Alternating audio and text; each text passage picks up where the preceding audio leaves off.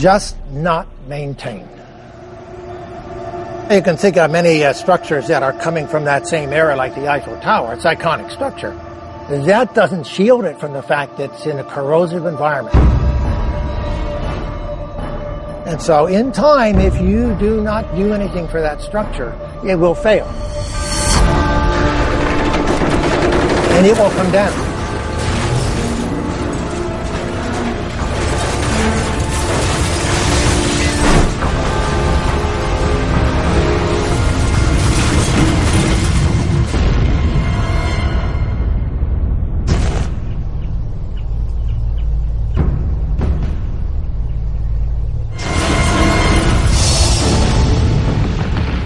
The time between 1 and 300 years after people will likely be the era of the great collapses worldwide.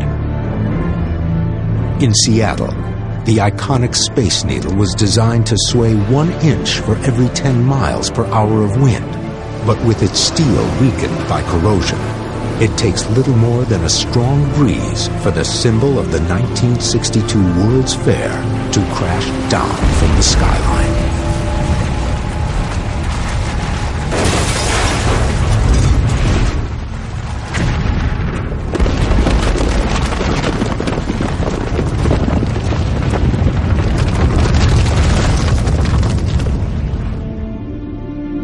When humans disappeared, sea levels were already on the rise. In Manhattan over the centuries, saturated soil around the Empire State Building's foundation pilings have allowed the building to lean. Once a building strays from the vertical, then gravity forces are also acting against the structure, increasing the stresses at the base of the building. Now, we're unlikely to see a skyscraper fall like a tree in the forest, but once it does start to incline, gravitational force will cause the top of the building to collapse downwards on top of itself. Decay has also overtaken the city of Chicago, the birthplace of the skyscraper. The Sears Tower, the tallest man-made structure in North America, has reached the end of its reign.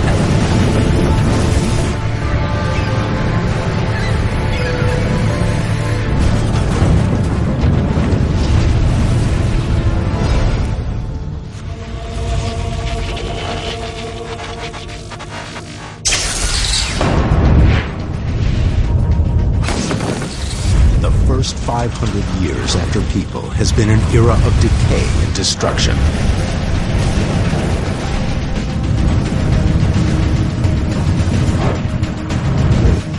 Our concrete structures have lasted the longest. The ancient Romans invented the first form of concrete, and some of their structures remained intact for over 2,000 years.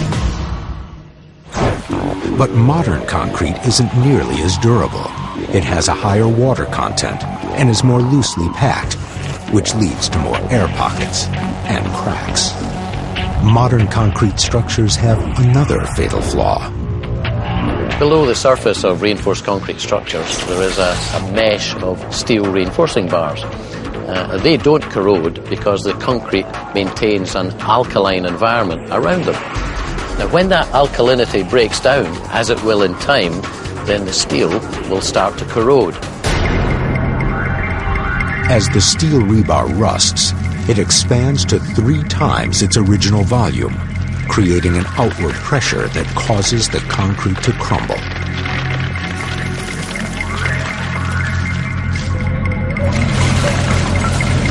In very broad terms, after 50 years, we'd start to see surface cracking on concrete. After 100 years, flaking of the concrete surface.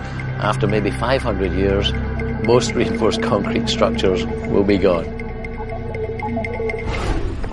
We look at these images of our fallen civilization. It helps us to identify with the past, with the Greeks and the Romans, with the crumbled mud brick cities of Ur. Each of us knows that our bodies are going to fall apart. Why not our cities too?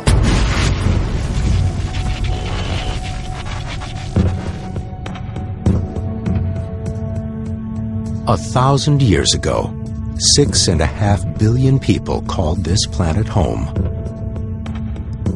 By the early 21st century, more than half of them lived in cities.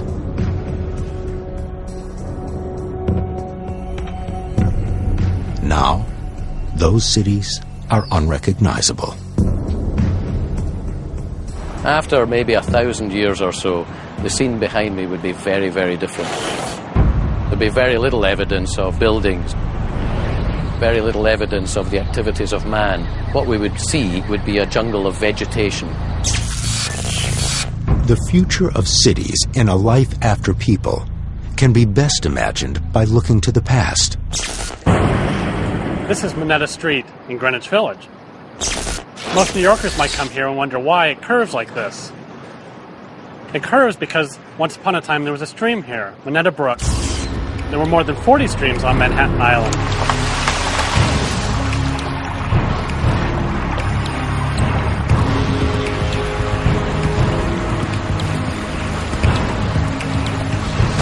All flowing down and carrying the rainwater down to the sea.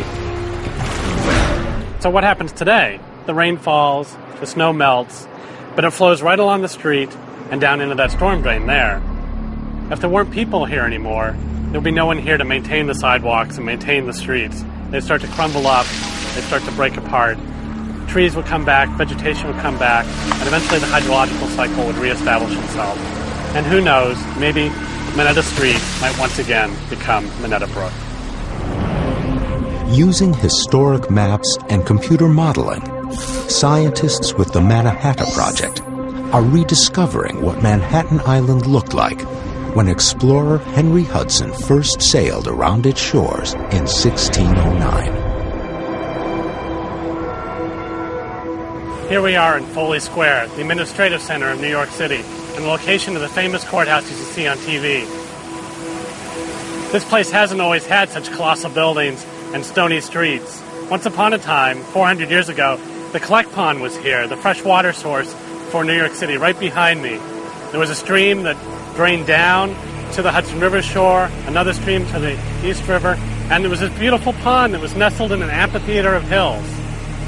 So what would happen if all the people were to disappear?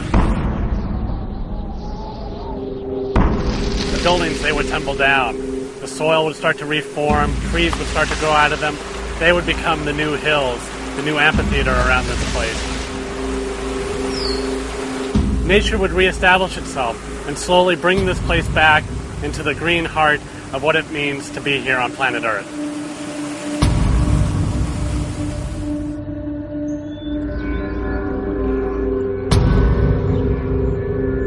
New York City, like the rest of the planet, has changed radically.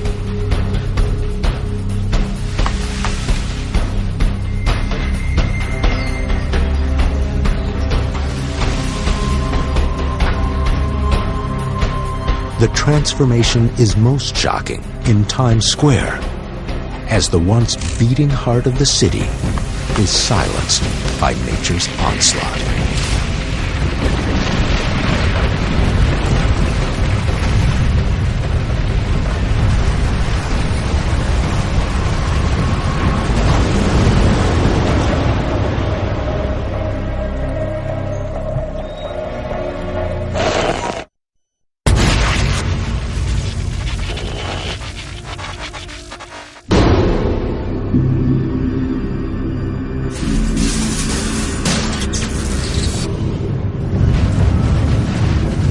It's 10,000 years after people. Could it be possible, after only 10 millennia, that humanity has vanished without a trace?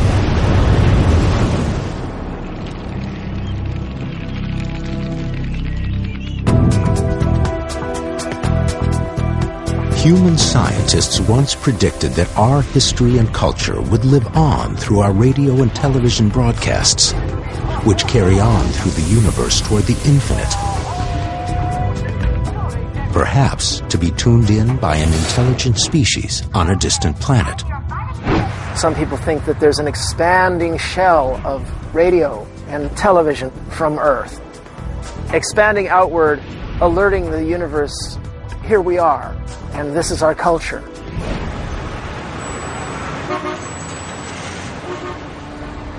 Unfortunately, recent calculations by, of all people, the SETI, Search for Extraterrestrial Intelligence group, has shown that all of this dissipates within 1 or 2 light years into noise.